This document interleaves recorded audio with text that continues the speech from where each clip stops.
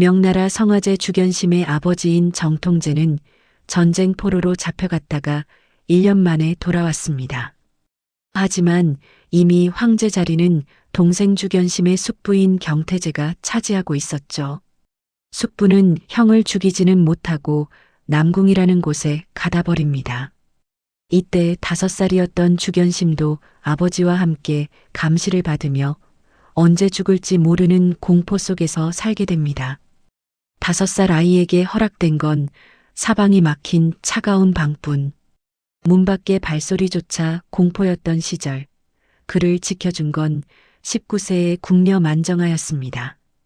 그녀가 먹여주는 음식, 그녀의 자장가만이 유일한 안식처였던 주견심은 이때부터 지독한 말더듬 증상을 보이며 만정하에게 심리적으로 완전히 종속됩니다. 시간이 흘러 주견심이 10살이 되던 해 숙부인 경태제가 위독해지자 정통제를 지지하던 세력들이 밤중에 도끼로 남궁의 문을 부수고 들어가 아버지를 다시 황제로 초대합니다. 이것이 바로 문을 빼앗은 병고탈문지변입니다. 아버지가 다시 황제가 되면서 찬밥 신세였던 주견심은 단숨에 황태자 자리를 되찾게 됩니다. 아버지가 복위하고 7년 뒤인 1464년 아버지가 세상을 떠나면서 18세의 주견심이 성화제로 등극하게 됩니다. 아버지가 문을 부수고 왕자를 되찾으면서 궁녀 만정하도 지옥에서 천국자금성으로 함께 들어가게 됩니다. 18세에 황제가 된 주견심. 옆 황후 자리에 앉은 건 젊고 아름다운 오왕후였습니다. 화려한 황후복을 입은 10대의 아름다운 오왕후 뒤에는 무표정하게 서 있는 35세의 노련한 궁녀 만정하였습니다. 모든 신하와 태우는 황제가 젊은 황후에게 빠질 것이라 예상했습니다. 하지만 성화제의 눈은 시종일관 황후를 비껴가 만정하에게 머뭅니다. 성화제에게 오왕후는 국가에서 정해준 낯선 타인이었지만 만정하는 자신의 가장 초라하고 떨리던 순간을 모두 알고도 안아준 유일한 존재였습니다. 마치 새 옷보다 익숙하고 냄새나는 낡은 애착 담요를 찾는 아이와 같은 심리 상태인 거죠. 오왕후는 명문가 출신의 자부심이 강했습니다. 그녀의 눈에 만정하는 황제의 총애를 믿고 기어오르는 늙고 무식한 종일 뿐이었습니다. 만정하가 황후에게 예를 갖추지 않았거나 황제와의 지나친 밀착을 문제 삼아 오왕후가 궁중의 기강을 잡겠다며 만정하에게 직접 매질태형을 가합니다. 곤장 소리가 울려 퍼질 때 성화제의 심장엔 과거 남궁에서 느꼈던 세상이 나를 해치려 한다는 공포가 다시 살아납니다. 만정하의 고통은 곧 성화제 자신의 생존에 대한 위협으로 치환됩니다. 평소 대신들 앞에서 말까지 더듬으며 자신감 없던 성화제가 난생 처음으로 광포한 사자처럼 포효합니다. 결혼한 지 겨우 31일 만에 황후를 폐위하겠다는 정교를 내립니다. 명분은 거동이 경망스럽다였으나 자금성 모두가 알았습니다. 만정하를 건드린 대가라는 것을요. 국본이 흔들린다며 머리를 찍고 반대하는 대신들에게 성화제는 단호했습니다. 그는 황권을 휘둘러 만정하를 지키는 것으로 자신의 존재 가치를 증명하려 했습니다. 이 사건은 성화제가 성인이 되어 처음으로 행한 자아 정립이었습니다. 하지만 그 정립의 중심이 국가나 정치가 아닌 한 여자에게 고착되었다는 것이 비극의 시작입니다. 성화제에게 만정하는 단순한 성적 대상이 아니었습니다.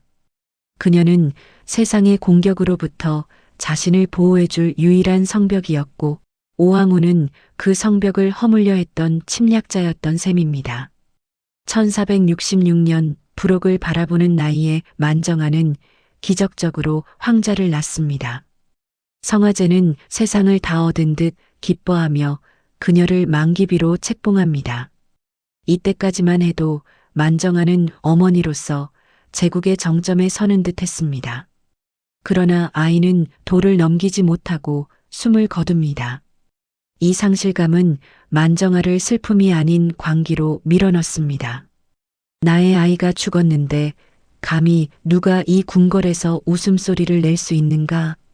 만기비는 궁녀와 내관들을 매수해 거대한 첩보망을 구축합니다. 어느 후궁이 입덧을 하는지, 어느 처소의 등불이 오래 켜져 있는지 그녀의 귀를 벗어날 수 없었습니다. 임신한 후궁이 발견되면 만기비는 몸에 좋은 보약이라며 독초를 끓여 강제로 먹였습니다. 자금성의 밤마다 아이를 잃은 후궁들의 소리 없는 비명이 울려 퍼졌고 성화제는 그 소리가 들리지 않는 척 만기비의 무릎에 머리를 묻었습니다. 대신들은 황제에게 후계자가 끊기고 있다며 읍소합니다. 성화제도 바보가 아니었습니다. 하지만 그는 알고 있었습니다. 만기비를 처벌한다는 것은 자신의 안식처를 스스로 파괴하는 일이므려. 그녀가 내 아이를 잃고 미쳤으니 내가 그 빚을 갚아줘야 한다. 성화제는 만기비의 잔혹함을 그녀가 겪은 고통에 대한 보상으로 여겼습니다. 결국 황제는 그녀의 공범이 되기를 선택한 것입니다. 만기비의 세력을 강화하기 위해 성화제는 기존의 동창을 능가하는 서창이라는 정보기관을 만듭니다. 이제 그녀를 비난하는 신하는 조정에서 바로 사라졌습니다. 만기비는 이제 단순한 후궁이 아니라 제국을 막후해서 조종하는 여왕이 되었습니다. 성화제는 그녀가 쌓아 올린 공포의 성벽 안에서만 비로소 안도감을 느끼는 아이러니한 상황에 놓입니다. 어느 날 황제는 창고를 관리하던 어린 궁녀 기씨를 우연히 마주칩니다. 찰나의 총애로 그녀는 임신하게 되죠. 이 소식은 즉시 만기비에게 전달됩니다. 만기비는 평소처럼 궁녀를 보내 기씨의 낙태를 명령합니다. 하지만 여기서 역사적인 반전이 일어납니다. 낙태를 확인하러 간 궁녀는 차마 떨고 있는 기씨를 해치지 못하고 돌아와 배가 부른 것은 병일 뿐 임신이 아니다라고 거짓 보고를 합니다. 만기비는 의심을 거두지 않고 기씨를 버려진 궁궐인 냉궁에 가둬버립니다. 사실상의 사형 선고였죠. 그 차가운 방에서 아이 훗날의 홍치제가 태어납니다. 만기비는 내관 장민에게 아이를 죽이라 명하지만 장민은 아이의 맑은 눈망울을 보고 차마 손을 대지 못합니다. 천지신명이 굽어 살피는데 어찌 황손을 죽이겠는가. 이때부터 기적 같은 일이 벌어집니다. 밥을 나르는 궁녀, 청소하는 내관, 폐위된 오왕후까지 모두가 입을 맞춥니다. 아이는 울음소리를 내지 않도록 교육받았고 만기비의 눈을 피해 폐기된 음식과 젖동량으로 하루하루를 버팁니다. 성화제는 바로 담벼락 너머에 자신의 아들이 자라고 있다는 사실을 꿈에도 모른 채 늙어갔습니다.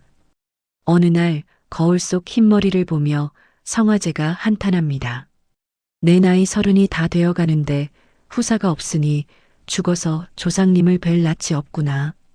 곁에서 머리를 빗겨주던 내관 장민이 바닥에 엎드려 목숨을 걸고 외칩니다. 폐하, 죽음을 무릅쓰고 말씀드립니다. 이미 6살 된 아드님이 계십니다. 적막했던 황궁이 발칵 뒤집힙니다. 6년 동안 철저히 가려졌던 진실이 햇빛 아래로 드러나는 순간이었습니다. 아들 주우당 홍치제이 나타나자 만기비는 미친 듯이 분노합니다. 하지만 이미 황제의 아들이 공식화된 이상 그녀도 어쩔 수 없었죠. 그녀의 마지막 공격은 아이의 어머니인 기씨를 독살하는 것이었습니다.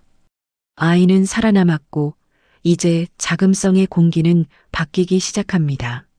만기비는 깨닫습니다. 자신이 쌓아 올린 공포의 시대가 저물고 있으므려. 그녀는 점점 더 신경질적이고 광포해지며 스스로 무너져 내립니다. 1487년 58세의 만기비는 궁녀를 때리다 너무 화가 난 나머지 숨이 가빠져 쓰러집니다. 제국을 벌벌 떨게 했던 여인의 마지막은 허무했습니다. 그녀의 부고를 들은 41세의 성화제는 목 놓아 우는 대신 역시 나간 표정으로 중얼거립니다. 정화가 갔으니 나도 오래지 않으리. 그에게 만정아는 단순한 후궁이 아니라 그의 영혼이 기대어 있던 유일한 기둥이었습니다. 기둥이 뽑히자 황제라는 거대한 성벽도 무너지기 시작한 것입니다. 성화제는 그녀를 위해 황후에 준하는 성대한 장례를 치러줍니다. 그리고 거짓말처럼 그녀가 죽은 지 단 7개월 만에 시름시름 앓다가 세상을 떠납니다. 정치적으로는 무능했고 사적으로는 집착에 가까웠던 황제. 그는 죽음의 순간마저도 17살 연상의 여인을 따라가며 이 기이한 로맨스를 완성합니다. 성화제와 망기비의 이야기는 단순히 나이 차이가 많이 나는 로맨스를 넘어 인간의 유년기 트라우마가 평생의 선택과 역사에 얼마나 거대한 영향을 미칠 수 있는지 보여주는 심리학적 비극이기도 합니다. 냉궁에서 숨어 살던 아이주우당이 황제가 됩니다. 그는 명나라 최고의 성군으로 칭송받는 홍치제가 됩니다. 흥미로운 점은 아버지의 뒤틀린 여성 편력과 망기비의 잔혹함을 보고 자란 홍치제가 중국 역사상 유일하게 일부일처제를 지킨 황제가 되었다는 사실입니다.